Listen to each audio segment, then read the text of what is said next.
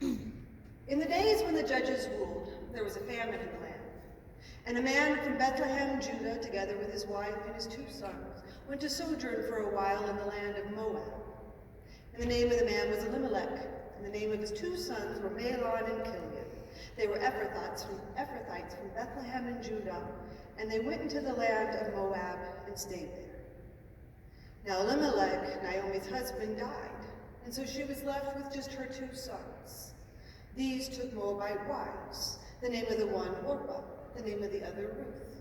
And they lived there about 10 years, and then Mahlon and Chilion both died. So the woman was left without her husband and without her 2 sons. Then Naomi heard in the fields of Moab that the Lord had visited his people and provided them with food in the land of Judah. So Naomi rose from the place where she was in Moab, she and her 2 daughters-in-law, and they set out on the road that would take them back to Judah. But as they were on the road, Naomi said to her daughters-in-law, "Go, each of you to the home of her mother, and may the Lord deal kindly with you as you have dealt with the dead and with me." At this they wept. And they said to her, No, we will return with you to your people. And Naomi said, "Go back, my daughters. Why would you go with me? Have I yet sons that they may become your husbands? If I should say I have hope, if I should have a husband this night and should bear sons, would you therefore wait until they are grown? Would you therefore refrain from marrying? No, my daughters, for it is exceedingly more bitter for me than for you that the hand of the Lord has gone out against me." Well, at this they wept. And Orpah kissed her mother-in-law. But Ruth clung to her. And Naomi said to her, You see, your sister-in-law has gone back with her people and her gods. Go, return with her." But Ruth said to Naomi, "Don't urge me to return from following you. For where you go, I will go. Your people will be my people. Your God will be my God. Where you stay, I will stay. And where you die, there I will die. And may the Lord deal with me, be it ever so severely, if anything but death separates you from me." Well, when Naomi saw that Ruth was determined to come with her, she said no more. So the 2 women continued, and they returned to the land of Judah. And the whole town was stirred because of them. And the women all said, "Could this be Naomi?" And Naomi said to them, "Don't call me Naomi. You call me Mara, for the Almighty has dealt very bitterly with me. Why call me Naomi? When the hand of the Lord has gone out against me, I went away full, and the Lord has brought me back empty." And so Ruth the Moabite and Naomi, her mother-in-law, returned to Bethlehem at the beginning of the barley harvests. Now Naomi had a relative on her husband's side from the clan of Elimelech, a worthy man named Boaz. Ruth said to her mother-in-law Naomi, "Let me go out in the fields and glean and gather after anyone in whose eyes I might find favor." And Naomi says to her, "Go, my daughter." So Ruth went out and began to glean in the fields after the harvesters. And it just so happened, she found herself in the part of the field that belonged to Boaz. And just then, Boaz came in from Bethlehem. And he said to his harvesters, "The Lord be with you." And they answered, "The Lord bless you." And then Boaz asked his foreman who was in charge of the harvesters, "Who is this young woman?" And the harvester answered, saying, "This is the young Moabite woman who came back with Naomi from Moab. She came and she asked if she could glean after the harvesters, and she has worked from early morning until just now with just a short rest in the shelter." So Boaz said to Ruth, "My daughter, listen. Do not work in another field from here. Let your eyes be on the fields where my workers are, and go after them. And when you are thirsty, go and draw some water from the jars that the men have drawn. I've told the men not to touch you." And Ruth, at this, she fell to her face and said, "How have I found such favor in your eyes, since I am not even one of your servants?" And Boaz said to her, "All that you have done for your mother-in-law since the death of your husband has been told me. How you left your mother and your father in your native land, and you came to a people you did not know before. May you be blessed by the Lord God of Israel, under whose wings you have come to take refuge." Well, Ruth says, "May I continue to find favor in your eyes, my Lord, for you have spoken kind words to my heart, even though I am not one of your servants." And at mealtime, Boaz said to her, Come and sit, and dip your bread in the wine vinegar." And so Ruth came, and she sat with the harvesters, and Boaz passed to her the roasted grain, and she ate until she was satisfied, and she had food left over. And when she rose to glean again, Boaz said to his men that worked with him, "Even if she gathers from among the sheaves, don't rebuke her, but rather pull some out from the sheaves and leave them out for her to gather, and don't embarrass her." So Ruth continued to glean and gather until the evening, and when she gathered all that she had, it was about an ephah of barley. And she carried it into town to her mother-in-law. And when Naomi saw all that Ruth had gleaned and gathered, and Ruth also took out and gave her the food she had left over after being satisfied, and Naomi said to her, "Whose field did you work today?" "Oh, blessed be the man who took notice of you." And then Ruth said to her mother-in-law, "Well, the name of the man with whom I worked today is Boaz." And then Naomi said to Ruth, "Boaz, he's a relative of ours, a kinsman redeemer. God bless him, for he has not forsaken the living or the dead." And Ruth said to her mother-in-law and told her, "He also said I should continue working with all of his girls until the end of the harvest."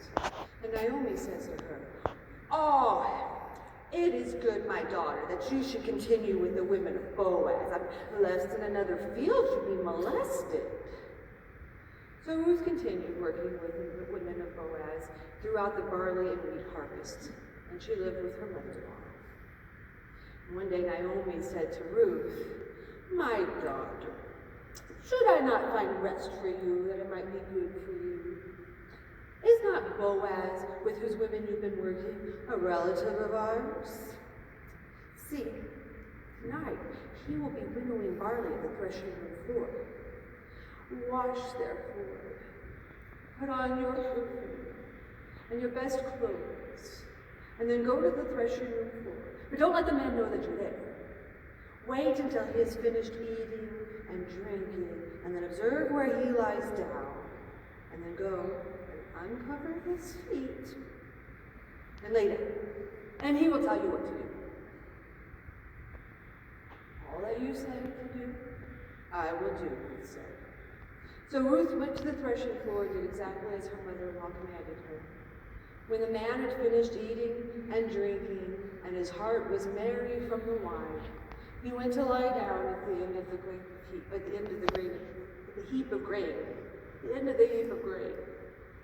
And Ruth saw where he lay down, and then she carefully, quietly, she uncovered his feet, and then she lay down. Well, at midnight, the man was startled, and he turned, and a woman was laying at his feet. "Who are you?" he said. "It is me, Ruth, your servant. Therefore, spread the corner of your garment over me, for you are a kinsman redeemer," she said. "My daughter," he said, "may the Lord bless you, for you have made this last kindness greater than your first, in that you have not gone after young men, whether rich or poor.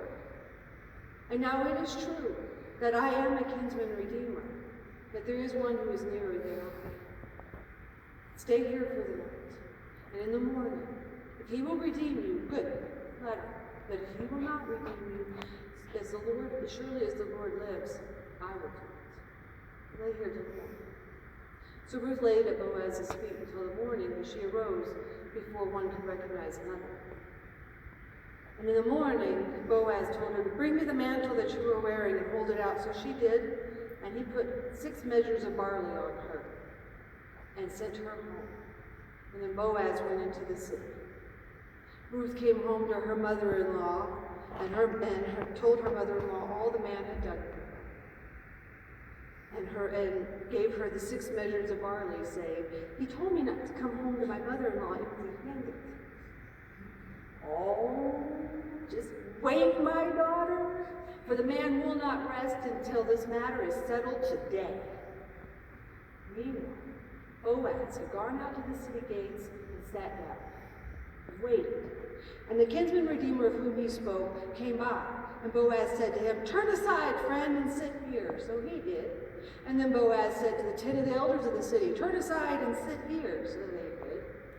And then Boaz said to the kinsman redeemer, "Naomi, our relative, has returned from Moab, and she is selling a piece of property that belonged to Elimelech, our brother. I thought I would bring it to your attention here in the presence of our elders, and to see if you would like to redeem it. And if you do, good. But if you don't want to, let me know, because I come next to mine." Well, then the redeemer said, "Well, I'll redeem it."